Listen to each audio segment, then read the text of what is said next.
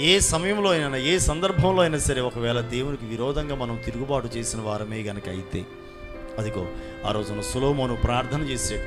తమ తప్పిదాన్ని ఒప్పుకున్నప్పుడు వారిని క్షమించయ్యా అని ప్రార్థన చేశాడు. ఆ సంగతిని తెలుసుకున్నటువంటి, ఆ విషయాన్ని గుర్తించినటువంటి దానియేలు ఇదిగో ఒప్పుకుంటున్నాడు.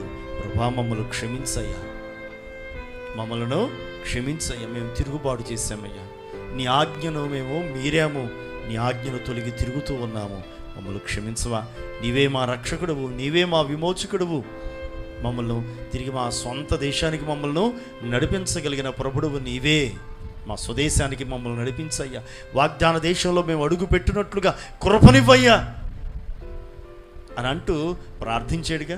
నేటి దినాల్లో మనం కూడా అలాగనే ప్రార్థన చేద్దాం. మనకంటూ దేవుడు పాలు తేనెలు ప్రవహించే వాగ్దాత దేశాన్ని మనకు ఇచ్చాడు.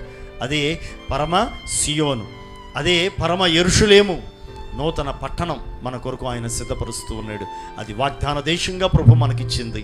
దానిని మనం స్వతంత్రించుకోవాలంటే మనం చేయవలసిన పని ఒకటి ఉంది.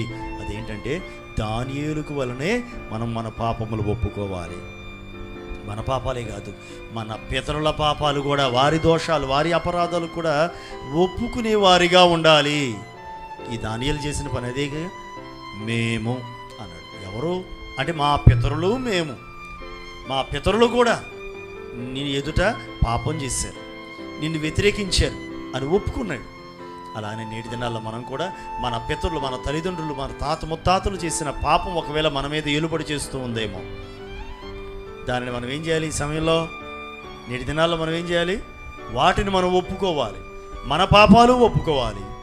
మన కుటుంబీకులు, మన వారి యొక్క పాపాలు కూడా, ప్రభా, నా పాపంగా నేను ఒప్పుకుంటున్నానయ్యా, ఒకవేళ నన్ను బట్టే, మమ్మను బట్టే ఇవన్నీ జరుగుతున్నాయేమో తండ్రి, వారి పాపాలను నా పాపాలుగా, నా పాపాలను నా పాపంగా, మన ఎట్టో మనం ఒప్పుకోవాల్సిందే.